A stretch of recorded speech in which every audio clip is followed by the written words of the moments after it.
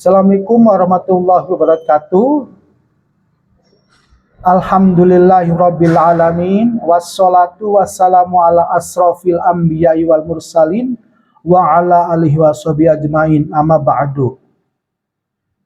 Para jamaah at-taqwa yang dimuliakan Allah, di malam ini kita telah memasuki atau akan memasuki puasa di hari ke-24.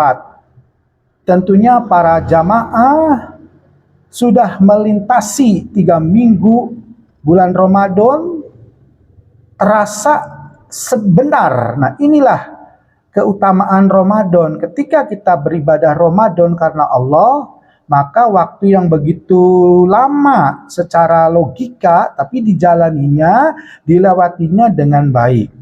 Nah, pada malam ini saya akan memberikan beberapa tausiah yang sangat kita harus perhatikan bersama, yaitu bagaimana kita berpuasa ini. Apakah berpuasa itu untuk manusia atau untuk Tuhan? Nah, itu untuk Allah. Nah, ini seringkali kalau niat orang berpuasa bukan karena Allah, nah belum tentu orang tersebut puasanya sampai akhir. Nah, kenapa? Karena mereka melihat manusia. Ya, ketika dia melihat manusia maka berpuasa, tapi ketika manusianya tidak ada, mereka tidak berpuasa. Tuh, tapi kalau karena Allah, maka puasanya sampai tuntas. Nah, kenapa? Karena Allah itu adalah yang memberikan kewajiban dan juga kita harus patuh kepada Allah, sebagaimana dalam Al-Quran surat yang mewajibkan untuk berpuasa di bulan Ramadan. Nah, ya ayyuhalladzina amanu kutiba alaikumusyamu kama kutiba alal ladzina min qablikum la'allakum tattaqun. Nah, ayat ini mengisyaratkan bahwa kita umat Islam wajib berpuasa di bulan Ramadan, sebagaimana Allah telah mewajibkan umat-umat terdahulu sebelum umat Rasul Muhammad ada. Jadi puasa di bulan Ramadan ini yang diwajibkan oleh Allah sudah diwajibkan sebelumnya, sebelum Rasul, sebelum umat Rasul. Nah, kenapa Allah memberikan kewajiban puasa? Karena apa? Karena Allah tahu bahwa manusia itu makhluk yang perlu diperhatikan kesehatannya, yang perlu diperhatikan semangatnya. Maka dengan diberikan kewajiban puasa, maka manusia itu memiliki berbagai macam hikmah. Ada hikmah puasa itu adalah menahan lapar dan dahaga, membuat rasa empati kepada sesama. Artinya kita orang Islam itu harus menerapkan dua hubungan. Hubungan antar Allah, hablumnallah, dan hubungan antar sesama atau habluminannas. Ketika berhubungan dengan Allah, nah ini puasa ini untuk siapa? Untuk Allah, bukan untuk manusia. Maka ketika untuk Allah, dimanapun kita berpuasa, dimanapun kita melihat ada orang-orang yang makan di sekitar kita, maka kita tidak tergoda. Karena Allah adalah sentral yang harus kita patuhi. Ya, jadi takutnya pada Allah, bukan pada manusia.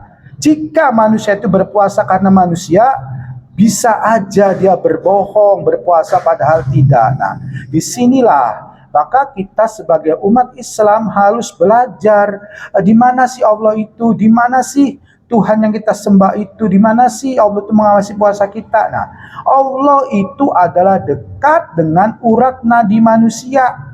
Dekatnya urat nadi ini bukan berarti Allah ada di urat nadi atau sama dengan urat nadi, tapi Allah tidak bertempat dan dia berbeda dengan makhluknya. Makanya kita sebagai muslim ketika mengetahui Allah itu lebih dekat dari urat nadi dan mengabulkan segala permintaan manusia, maka puasa kita itu untuk Allah, sehingga kita tidak pamrih.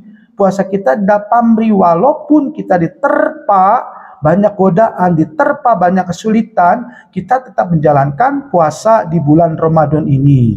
Nah, ketika kita berpuasa di bulan Ramadan ini juga kita harus punya hikmah. Setelah bulan Ramadan, maka apa yang bisa diambil, apa yang bisa dipetik di bulan Ramadan ini, yaitu kita harus merasakan kebersamaan, rasa empati melihat orang-orang yang menderita. Kita berbagi sesama muslim, bahkan di luar muslim. Bisa ya. Nah, jadi ada hikmahnya, itu hikmahnya hablum minan nas. Bisa sesama muslim juga bisa melihat orang-orang yang tidak beragama Islam. Jadi sisi kemanusiaannya itu yang kita hubungkan sebagai hikmah mempraktikkan ibadah puasa di bulan Ramadan. Para jamaah hadirin yang dimuliakan Allah, tentunya kita di hari terakhir, minggu terakhir bulan Ramadan ini, sebentar lagi kita akan menghadapi Idul Fitri. Nah, di sini tradisi orang Muslim ya, seringkali menjelang Idul Fitri, seminggu sebelum Idul Fitri muncul itu kadangkala masjid kosong, atau masjid kurang. Tapi alhamdulillah di masjid ini masih jamaahnya masih semangat untuk bertarawih di masjid ini dengan berjamaah. Nah, itu semua adalah bergantung bagaimana iman. Jadi iman kita yang harus kita tanamkan, bahwa selalu ibadah Ramadan itu di masjid itu lebih utama dari awal hingga akhir. Nah, jadi kalau misalnya ada orang-orang Islam yang dalam bahasa Jawa Indramayu udah berarak ya, artinya awal-awalnya saja, tapi setelahnya mereka tendon. Nah, ini ada tradisi yang harus kita perbaiki, karena tradisi seperti itu tidak baik, hanya tidak harus dikembangkan. Nah, jadi para jamaah tarawih yang dimuliakan Allah, alhamdulillah kita masih diberi umur, Allah bisa masih berada di bulan puasa hari ini. Karena ada di luar sana yang Allah kehendaki tidak bisa bertemu di bulan Ramadan di hari terakhir ini, di mana hari terakhir, minggu terakhir, 10 terakhir itu adalah hari diturunkannya Al-Quran atau nuzul Lailatul Qadar. Nah, di sini Lailatul Qadar itu merupakan bonus ya, bonus bagi orang yang berpuasa yang menghidupkan malam-malam terakhir di bulan Ramadan. Karena Lailatul Qadar itu ketika beribadah di malam Lailatul Qadar itu sama dengan 83 tahun kita beribadah. Bayangkan, bonus Allah itu sangat mewah, sangat look kepada manusia.